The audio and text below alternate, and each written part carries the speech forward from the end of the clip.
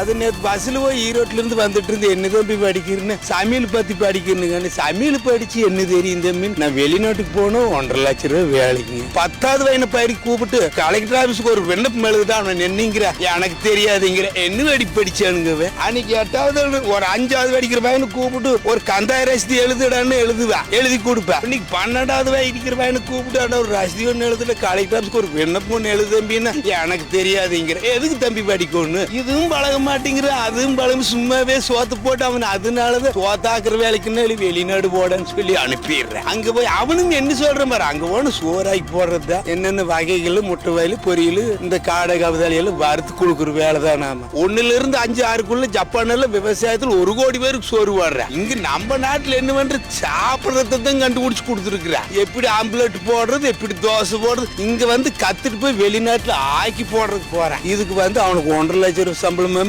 வெளிநாடு போகணுமாமா. எங்கேயும் விவசாயத்தை கத்து கொடுக்கலாம், இங்கேயும் விவசாயத்தை கத்து கொடுக்கல, ஏறு கத்து கொடுக்கலாம், மாடு கண்ணு வளர்த்து பால் உற்பத்தி பண்ணுங்க. டவுன் பக்கமே எடுத்துட்டோம்னா மேடியில வளர்த்துறான், காய்கறி தோட்டம் வைக்கிறார். அதனால வந்து தக்காளி பழமா வெண்டைக்காய் இதெல்லாம் வந்து கீழே கம்மியாகும். இங்க காடுகளை எப்படி கிடந்தாலும் விவசாயம் பண்றதுக்கு ஆள் இல்லைங்க, தண்ணி கிடக்குது, எல்லாம் கிடக்குதுங்க. அப்புறம் நாம என்ன யாரு போய் குற்றத்தை சொல்றதுங்க.